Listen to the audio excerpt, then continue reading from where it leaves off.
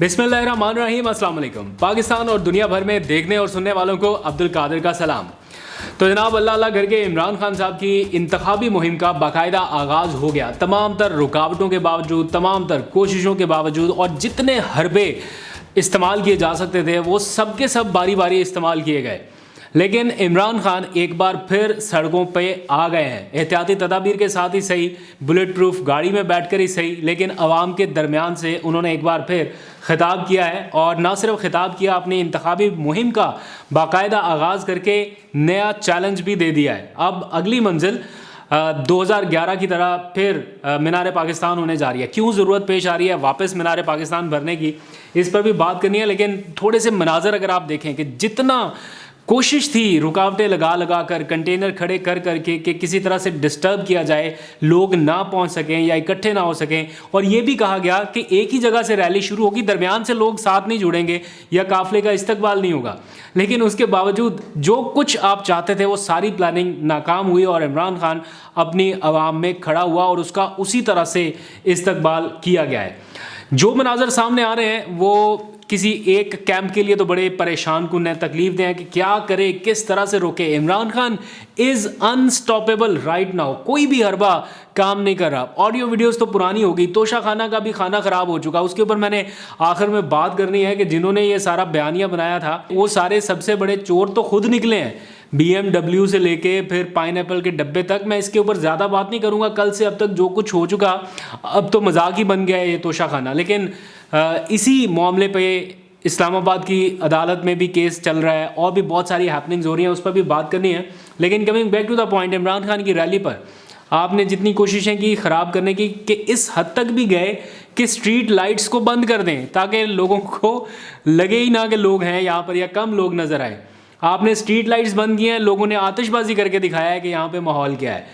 आपने कंटेनर्स लगाए थे, लोग, मैं आज देख रहा था, लोग अपना काम काज छोड़ के पहुंचे हुए थे। वो डिलीवरी बॉय, वो फूड पांडा का डिलीवरी बॉय, वो बेचारा दिन में कितने पैसे कमाता होगा। आप अंदाज़ा करें कि वो शख्स भी, वो नौजवान भी अपनी नौकरी छोड़ के, अपनी डेली का रोज़गार छोड़ के इमरान खान के लिए पहुंचा हुआ था। उसको भी फिक्र है अपने मुस्तकबिल की। आपने लोगों को दबाने की और रोकने की और खौफ व हरास फैलाने की कोशिश की, लेकिन लोग जिस तरह के आज आपने क्लिपिंग्स देखे, लोग चीख चीख के कह रहे हैं कि हम डरते नहीं हैं, अब हम डरते नहीं हैं। और जिसको आप ये ताना दे रहे थे कि वो डर के घर में छुप के बैठा है, आज वो बाहर निकल आया है और अब आप लोग नहीं नजर आएंगे कहीं पे। अब ना सिर्फ यहाँ इन सड़कों पर बल्कि अब मीनार पाकिस्तान के ऊपर भी जलसा होने जा रहा है, क्योंकि इमरान खान साहब ये समझते हैं कि जिस तरह 2011 में मीनार पाकिस्तान के जलसे ने उनकी पार्टी को, उनकी सियासी तहरीक को एक बूस्ट दिया था, उसी किस्म का बूस्ट अब भी 2011 की तरह उन्हें मीनार पाकिस्तान के जलसे से मिलेगा।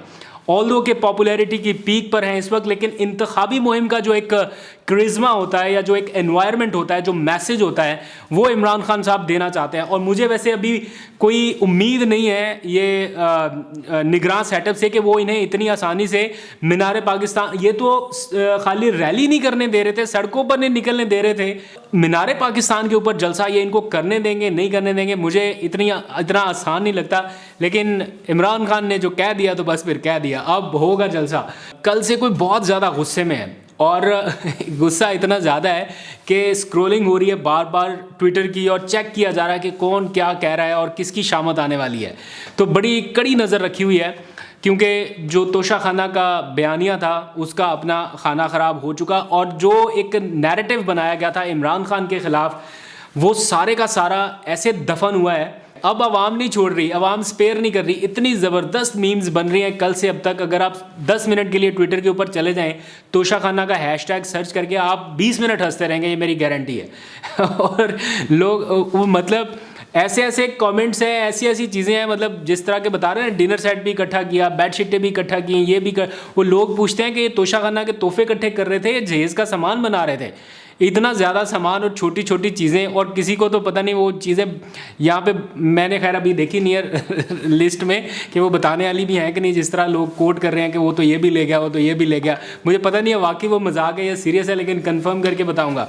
तो जनाब BMW से लेके पाइनएप्पल के डब्बे तक की कहानी है। इसके ऊपर ज़्यादा बात नहीं करूँगा क्योंकि कल से अब तक डिस्कशन इसके ऊपर हो चुकी है। लेकिन द पॉइंट इज़ दिस कि अगर घड़ी लेने पर इमरान खान को नाअहल करने तक आप चले जा रहे हैं कि उसे नायल करो घड़ी लेने पर, तो जिसने गाड़ी ली है BMW, जिसने गाड़ी ली है मर्सिडीज, वो कैसे बच सकता है, वो कैसे स्पेयर हो सकता है? एक चीज़ है जिसकी लेने की कानून में इजाज़त है, वो इमरान खान ने ली। एक चीज़ है जिसकी कानून में इजाज़त ही नहीं है, कि आप ले ही नहीं सकते, गाड़ी रख ही नहीं सकते, तोशाखाना के कवानीन के मुताबिक आप नहीं ले सकते गाड़ी। वो जरदारी ने भी ली, वो नवाज शरीफ साहब ने भी ली, तो फिर वो नाअहल क्यों ना हो? वो अहलियत किस मेयार पे पूरा उतरती है?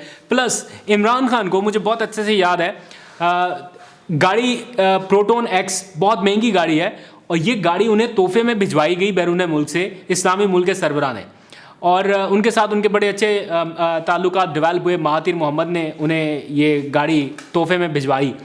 वो गाड़ी अगर चाहते इमरान खान साहब तो जरदारी और उसकी तरह लेके घर चले जाते नवाज शरीफ की तरह, लेकिन उन्होंने वो गाड़ी, वहाँ पे लिखा हुआ है, मैंशनड है कि तोशाखाना के पूल पर छोड़ दी, कि कानून के मुताबिक ये मैं नहीं ले सकता। और एक और चीज़ जो रिकॉर्ड सेट करने के लिए है कि इन तमाम सरबराहान मुमलिकत से इमरान खान वो वाहिद सरबराह मुमलिकत है जिसने सबसे ज़्यादा तोहफे तोशाखाना में जमा कराए हैं। 50 के करीब तोहफे हैं जो जमा करा दिए, जो नहीं लिए। अब आप बताएं कि अगर उसको 3.5 साल के इक़्तिदार में उसने सबसे ज़्यादा तोहफे जमा कराए हैं, तो आपने 90 की दिहाई में क्या क्या कुछ किया होगा? ये तो कुछ भी नहीं है, ये तो टिप ऑफ द आइसबर्ग है।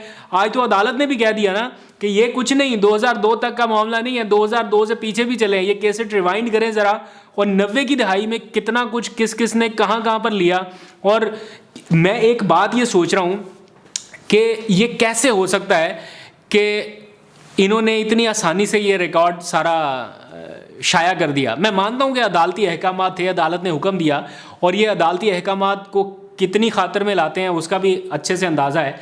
ये सिर्फ अदालती अहकामात पर ही ये सारा रिकॉर्ड नशर किया गया, और नशर करने से या शाया करने से पहले बाकायदा वज़ीर दिफा ख्वाजा आसिफ, जिन्होंने बेडशीट्स ली हैं, उन्होंने अनाउंस किया कि वफाकी हुकूमत तोशाखाना का रिकॉर्ड पब्लिक करने जा रही है। उन्होंने ट्वीट करके अनाउंस किया। तो there is something wrong behind the wall, ये आपको आने वाले कुछ दिनों में पता चल सकती है। मेरी सिक्स सेंस कह रही है कि ये मामला इतना सिंपल और आसान नहीं है कि इन्होंने सारी चीज़ें जो हैं वो बता दी खामोश हो गए, ऐसा नहीं है। बहुत सारा डाटा ऐसा हो सकता है जो छुपाया गया हो, जो बताया ना गया हो, या जो गायब किया गया हो। और अगर ये मामला गया 90 की दिहाई तक, 2002 से पीछे तक गया, तो फिर असल कहानी तो वहाँ पर खुलनी है कि किसने कितना माल बनाया और कितना गायब किया है। अब इस सारे मामले में एक चीज़ और नोटिस करने वाली है कि इलेक्शन कमीशन ऑफ पाकिस्तान अगर इमरान खान के खिलाफ नाअहली का रेफरेंस भेज रहा है या कार्रवाई करने के लिए, जिसके मुकदमात तोशाखाना रेफरेंस के हवाले से इमरान खान भुगत रहे हैं, जिसमें रोज़ अदालत के ऑर्डर आ रहे हैं कि आके पेश हो, नाकाबिल ज़मानत वारंट गिरफ्तारी जारी हो रहे हैं, तो उसी किस्म का रेफरेंस आप आसिफ जरदारी के खिलाफ या नवाज शरीफ के खिलाफ, या जिन्होंने ये सारी चीज़ें ली हैं, ये जमा करा सकते हैं। एक शख्स ने 50% तक की रकम जमा करा के तोहफा लिया, और दूसरी तरफ वो लोग जो वो तोहफे ले गए जिनके कानून में इजाज़त नहीं थी, आप उनके खिलाफ रेफरेंस कब बना रहे हैं? या ये सारी कार्रवाई सिर्फ एक शख्स के खिलाफ करने के लिए आपने कलम अपना उठाना है? इनके खिलाफ भी कार्रवाई करें। अब तो सारी हकीकत सामने आ गई। इमरान खान साहब भी कह रहे हैं कि तोशाखाना ने सबके कच्चे छट्टे खोल के रख दिए, अब तो हकीकत सबके सामने आ गई। अब तो इस हमाम में हर कोई नंगा है। और मज़े की बात यह है कि वो लोग, मैं सलीम बुखारी साहब को देख रहा था, तजिया निगार है, उनका एक क्लिप बड़ा वायरल है कि उन्होंने रोलेक्स की घड़ी ली और इमरान खान के ऊपर तनकीद कर रहे थे और कह रहे थे कि हाँ अब तो और बड़ा रिकॉर्ड सामने आने वाला है, अब तो आप देखिए। वो इमरान खान का तो और रिकॉर्ड नहीं है, इनका अपना आ गया है।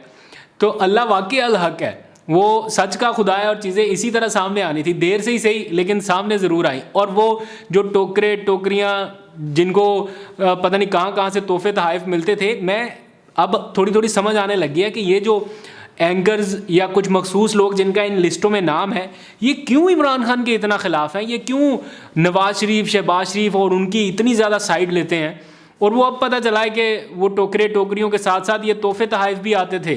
तो बड़े नामी ग्रामी लोग, बड़े नामवर किस्म के लोग, अब मैं क्या नाम लूँ यार, मतलब नाम लूँ, अपनी बरादरी का ही नाम लूँ तो फिर सीनियर्स नाराज़ हो जाएंगे, फिर कहेंगे कि ये हमारे ख़िलाफ़ है।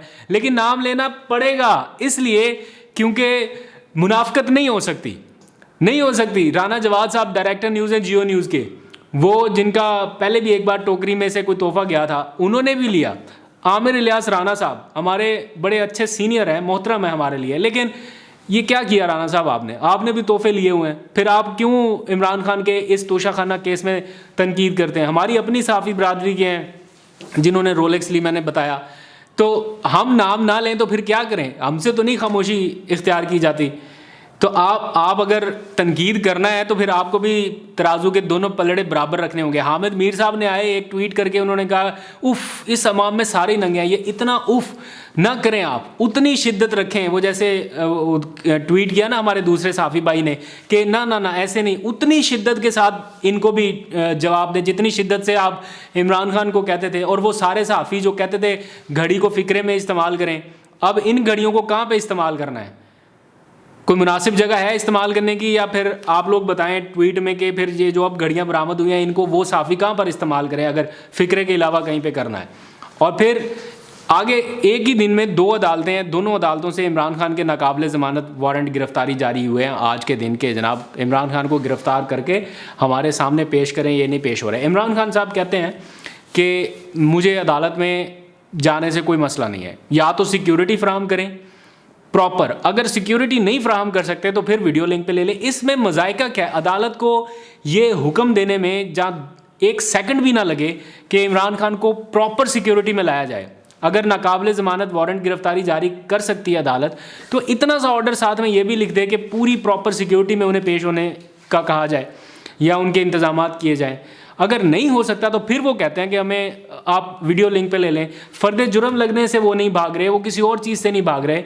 लेकिन जो लोग कह रहे थे कि वो जलसे जुलूसों में निकल सकता है, रैलियों में निकल सकता है, अदालत नहीं पेश हो सकता, आज आपने देखा है कि गाड़ी में से बुलेट प्रूफ गाड़ी में बैठ के खिताब किया। इतना सिक्योरिटी थ्रेट है, आप गाड़ी को अंदर नहीं जाने देते अदालत में, उसके लिए अलग रजिस्ट्रार के पास जाना पड़ता है, उसके लिए अलग मिन्नत तरले खतूत और पता नहीं क्या राब्ते शुरू हो जाते हैं। तो थोड़ा सा ख्याल कर लें कि एक शख्स के ऊपर इतना सवेर किस्म का अटैक हो चुका, जान जाती बची है, आप क्यों खींच के धकेल के उसको उसी जगह पे लेके आ रहे हैं? अगर खुदा न खास्ता कोई नुकसान हो गया, अगर खुदा न खास्ता कोई हो गया, तो क्या पाकिस्तान मुतहम्मल हो सकता है इतने बड़े नुकसान का? इस लेवल का लीडर क्या पाकिस्तान अफोर्ड कर सकता है इस सिचुएशन में खोना? मेरा नहीं ख्याल। मैं पॉलिटिकल डिफरेंसेस एक साइड पर रख के कहता हूँ, ये कोई भी हो, कोई भी पॉलिटिकल लीडर हो, मेरा नहीं ख्याल कि उसकी सिक्योरिटी के साथ इस तरह का कोई कंप्रोमाइजिंग सिचुएशन होनी चाहिए। जहाँ पर थ्रेट भी हो, जहाँ पर सिचुएशन सबके सामने हो, सिक्योरिटी मिलनी चाहिए। यहाँ पर जो मिली हुई सिक्योरिटी है वो भी वापस ले ले। और फिर मुकदमात की भरमार, किसी को नज़र नहीं आ रही कि कितने मुकदमात हैं। आज अदालतों ने ऑर्डर दिए नाकाबिले ज़मानत वारंट गिरफ्तारी जारी होने के, उन्हें बाकियों के भी इसी तरह से केसेस परसू करने चाहिए जिन्होंने तोशाखाना से लिए, बनाएं उनके खिलाफ भी रेफरेंस, बुलाएं उनको भी, और नाकाबिले ज़मानत वारंट गिरफ्तारी उनके भी जारी कीजिए। और साथ ही जो FIRs और झूठे मुकदमा दर्ज हो रहे हैं, इसका किसी ने हिसाब नहीं लेना। वो जो शख्स एक मारा गया जिसका मुकदमा इमरान खान लड़ रहा है, वो ज़िले शाह शहीद का, उसके कत्ल की FIR भी इमरान खान के ख़िलाफ़ के जनाब इन्होंने कोई सबूत मिटाने की कोशिश की है। बस मुकदमा बनाना था, वो बनाने की इन्होंने कोशिश की। अभी आज जो रैली हुई है, देखते हैं इसके ऊपर, रैली करने के ऊपर या इमरान खान के सांस लेने के ऊपर या खिताब करने के ऊपर या घर जाने के ऊपर या घर से निकलने के ऊपर अब कौन सा मुकदमा होता है। इस तरह के मुकदमात हो रहे हैं, इनकी अब कोई वैल्यू, कोई वक़्त नहीं रह गई इन मुकदमात की। आगे बढ़ते हैं, बल्कि आज के लिए इतने काफ़ी है, आज की डोज़ काफ़ी है। कल थोड़ी सी बात करेंगे और आपको थोड़ा सा फर्दर अपडेट करेंगे। आज के लिए इतना, अपना बहुत सा ख्याल रखिए। अल्लाह हाफिज़।